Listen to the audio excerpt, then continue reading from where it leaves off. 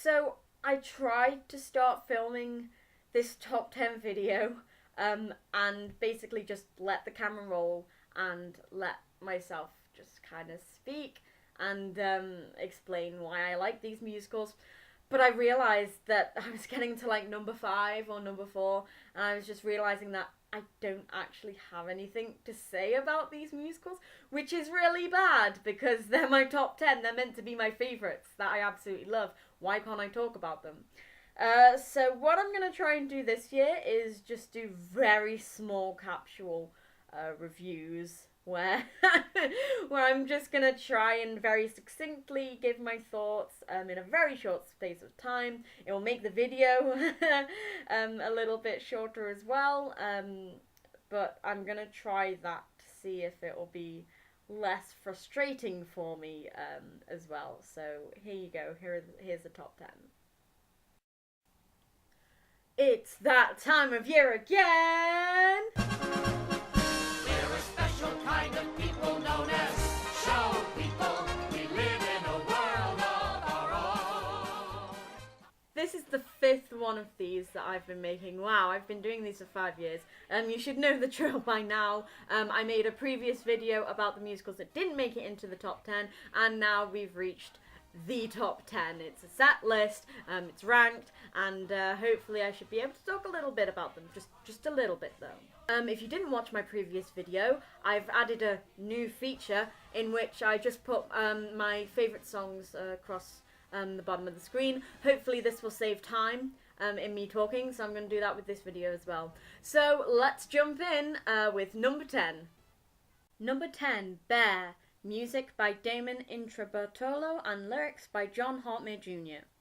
I'm very torn on this musical because what I do love about it, I really, really do love, but the stuff that I just can't get on board with, that really bothers me, holds me back. But the thing that made it onto this top 10 list was that my university musical theatre society put on Bear this year, and so I was able to actually watch the show, and it really helped because it made me realised that what I loved, I really, really loved, and it kind of made me forget about the stuff that bothered me.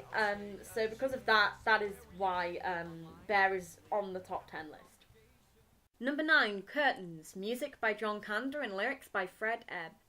I think I appreciate this musical more than I actually like it. It's Kander and Ebb, so of course the songs are really, really good. They're a little bit...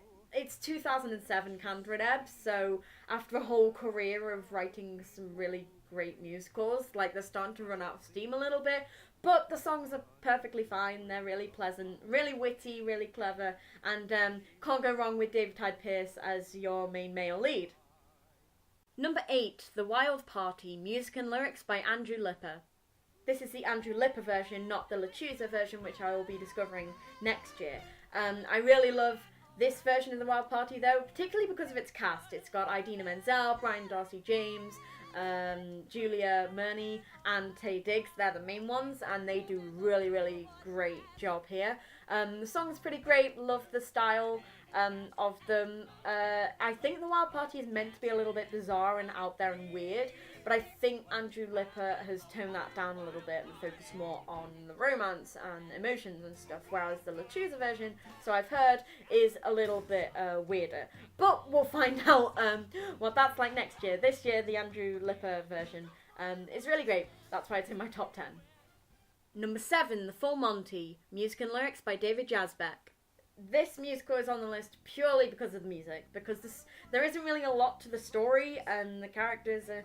and maybe the gender politics and sexual politics are kind of... it's hard to tell in 2017. But the music is actually great. I adore these songs. You Walk With Me is one of my all-time favourite love songs ever written for musical theatre. I know that is a very big stretch. That is my hot take. But I have sincerely believed that since I first heard the song when I was about 10 or 11. And it's probably why The Full Monty is so high on this list in the top 10. Number 6, Seven Brides for Seven Brothers, music and lyrics by Jean DePaul and Johnny Mercer. This is the problematic fave of this list. Seven Brides for Seven Brothers is based on the rape of the Sabine women, where rape is used in the old-fashioned definition of an abduction or a kidnapping, which is still bad because it's 7 guys kidnapping 7 women against their own will, but the women fall in love with the 7 brothers, so it's kind of Stockholm Syndrome kind of thing. Looking past that, the songs are really great, and the dance numbers are fantastic, and that's probably solely why they're on the top 10. Number 5, Sweet Charity, music by Cy Coleman and lyrics by Dorothy Fields. A serious blind spot for me from the classic era of musical theatre. Sweet Charity is great, Cy Coleman's songs are wonderful, ridiculously catchy. I mean, you only need to look at Hey Big Spender, everyone knows Big Spender, which is from this musical. Too Many Tomorrows is a surprisingly beautiful song that I think is very underrated. Sweet Charity is mainly a showcase for a female actress playing Charity because it's just her life and her romances, and there's a lot of the show is carried on her shoulders, and Gwen Verdon in the original cast recording is wonderful, so charismatic, so great, and Dorothy Fields' lyrics are really help with the character writing, really great, and that's what I appreciate in listening to these musical theatre songs, is having really great character writing in the songs, which I think that Dorothy Fields does a great job of. Number 4, A Gentleman's Guide to Love and Murder, music by Stephen Ludwak and lyrics by Stephen Ludwak and Robert L. Friedman. This is on the list because I absolutely love that it's such an old-fashioned classical musical, being written in 2013, and it won Best Musical at the Tony Awards over all the contemporary musicals that were coming out, and I just really love that about it. What I also really love is that there's a straight story going through. I absolutely love the main character. I really wish I could play him one day. And for some reason, it's the closest thing to a Sondheim musical that I think is around. That's probably really out of proportion, but that's my thought. I absolutely love it. Number 3, Kismet, music by Alexander Borodin, adapted by and lyrics by Robert Wright and George Forrester. This is another classic musical where the story and the characters aren't really that much to talk about, but the music is incredible. This is a strange one because music is actually all taken from classical composer Alexander Borodin, using his themes from some of his music, and the lyrics are by Robert Wright and George Forrester. They've just basically put lyrics to these classical pieces, which I'm always kind of a sucker for, and with Kismet they're really beautiful. Like, I love Alexander Borodin's music already, so adding lyrics to it and making it all romantic and beautiful is fantastic for me. Number 2, Kiss Me Kate, music and lyrics by Cole Porter. The biggest musical blind spot this year has to be Kiss Me Kate. It's an absolute classic for a reason. Cole Porter is a goddamn genius.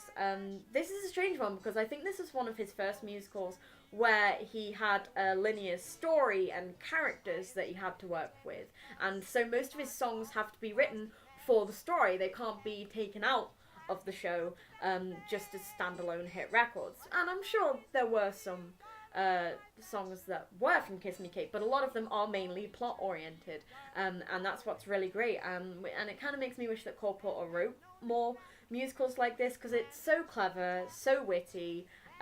It's absolutely fantastic, and as I said, it's a classic for a reason. I don't need to go on about this. Number 1, A New Brain, music and lyrics by William Finn.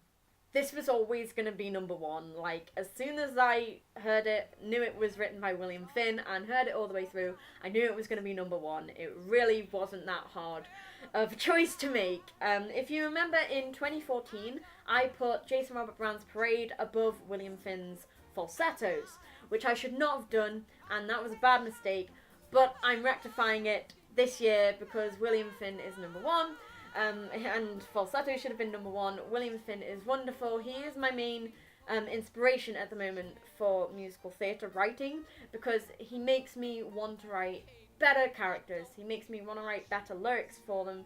He makes me want to write better accompaniment for these songs so that they don't all sound the same, and experiment more with time signatures and keys and where music can go harmonically.